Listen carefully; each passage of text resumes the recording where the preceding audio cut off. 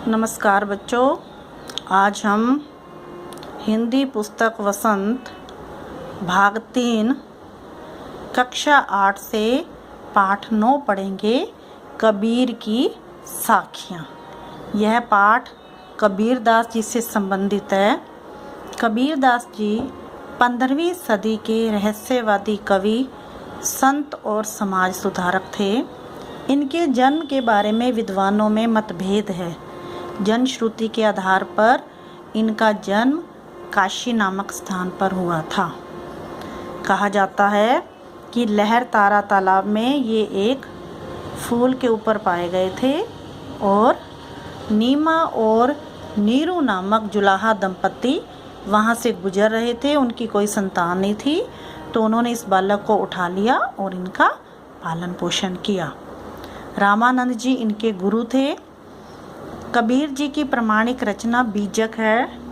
बीजक 3 भागों में है, साखी, सबद और समैनी।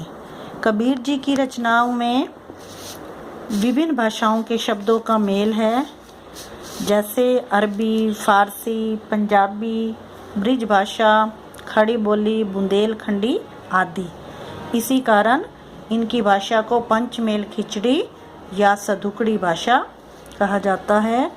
कबीरदास जी निर्गुण निराकार ईश्वर में विश्वास रखते थे, इसीलिए इनकी साखियों या इनके दोहों में हमें ईश्वर और गुरु के बारे में बहुत कुछ पढ़ने को मिलता है। तो हम शुरू करते हैं।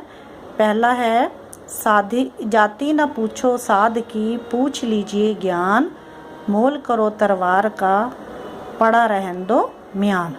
कबीरदास जी कहते हैं कि जिस प्रकार तलवार की पहचान उसकी म्यान से नहीं होती, उसी प्रकार साधु की पहचान भी उसकी जात पात से नहीं बल्कि उसके ज्ञान से होती है। कि कोई भी तलवार अगर कितनी भी कीमती म्यान में रखी हो, म्यान होता है वो तलवार का कवर होता है जिसमें वो तलवार रखी जाती है, कि म्यान चाहे कितनी भी कीमती हो, लेकिन अगर तलवार की धार अच्छी नहीं होती तो उस तलवार की कोई कीमत नहीं मानी जाती। उसी तरह से साधु, अगर उस साधु में ज्ञान है, हमें ज्ञान मिलता है उस साधु से, किसी भी अच्छे व्यक्ति से हमें ज्ञान मिलता है, तो वो चाहे किसी भी जाति का हो तो उसकी महत्ता जो है उसके ज्ञान के आधार पर होती है। जैसे तलवार का महत्व उसके धार के आधार पर होता है, उसी तरह से साधु का महत्व भी उसके ज्ञान के आधार पर होता है। आवत गारी एक है, उल्टत हुई अनेक, कह कबीर नहीं उल्टिए, वही एक की एक। आवत गारी, गारी होता है गाली या अपशब्द। कबीरदास जी कहते हैं कि अगर कोई व्यक्ति हमें अपशब्द या गाली देता है और अगर हम उसका उलट जवाब दे देते हैं तो वो अनेक बन जाते हैं, अनेक शब्द हो जाते हैं। किसी ने हमें कुछ कहा, फिर हम आगे उसको आगे 1-2 बातें और कहेंगे, वो फिर हमें बढ़ा कर गएगा, हम फिर कहेंगे, तो इस तरह से वो एक की अनेक हो जाती हैं और वही झगड़े का रूप ले लेती हैं। तो कबीरदास जी हमें इस बात से बताते हैं कि हमें जो है कभी भी किसी भी बात का या किसी भी अपशब्द का उलट कर जवाब नहीं देना चाहिए। अगर हम जवाब नहीं देंगे तो वो एक का एक ही रह जाएगा। जो बात उस व्यक्ति ने कही है वो वहीं की वहीं रह जाएगी, आगे नहीं बढ़ेगी। लेकिन अगर हम उसको उलट कर जवाब देंगे तो वही बात बढ़ती बढ़ती आगे झगड़े का रूप ले लेगी। माला तो कर में फिरे, जीभ फिरे मुख माही, मनवा तो दहु दिसी फिरे, यह तो सिमरन नाही। मनवा होता है मन, दहु दिसी होता है 10 दिशाओं, फिरे घूमे।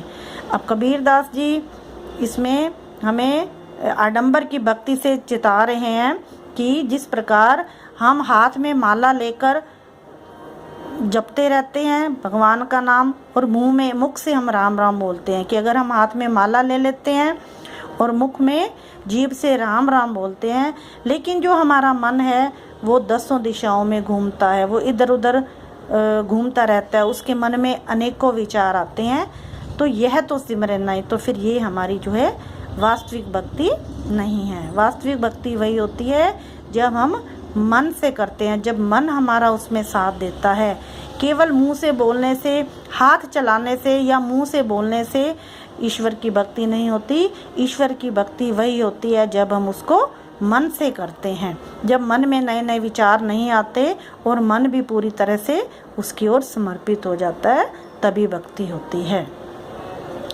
कबीर घास ना निंदिए, जो पाँव तली होए, उड़ी पड़े जब आँखी में, खरी दुहेली होए। घास होता है निंदिए, निंदिए होता है निंदा करना। पाँव तली पैर के नीचे, कबीर दास जी कहते हैं कि हमारे पाँव के नीचे जो घास आती है, जो तिनके आते हैं, उसकी कभी भी हमें निंदा नहीं करनी चाहिए। अगर वही घास कभी उड़कर हवा से हमारी आँख में वो तिनका आ जाता है तो वो हमारे दुख का कारण बनता है। देखिए, आँख में तिनका पड़ जाता है तो हमें कितना कष्ट होता है। तो इसीलिए हमें किसी भी वस्तु या किसी भी व्यक्ति को कमतर नहीं आंकना चाहिए।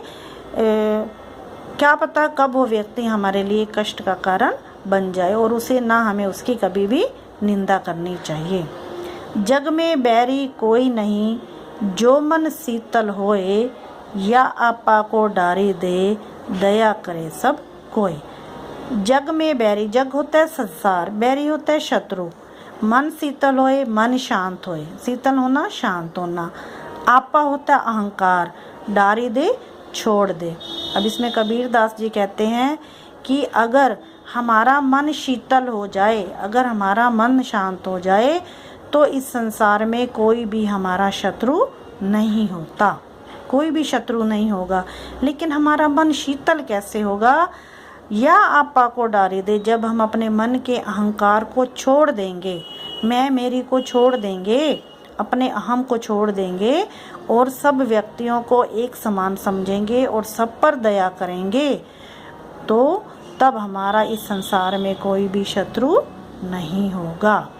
अब इन दोहों में, पहले वाले दोहे में कबीर दास जी ने हमें जात पात से दूर रहने को कहा है, दूसरे में हमें यही कहा है कि हमें किसी का भी पलट कर जवाब नहीं देना चाहिए, और अगले दोहे में कबीर दास जी ने यही बताया है कि हमें सच्चे मन से ईश्वर का सिमरन करना चाहिए, मन को साथ लेकर करना चाहिए, केवल दिखावा या आडंबर नहीं करना चाहिए।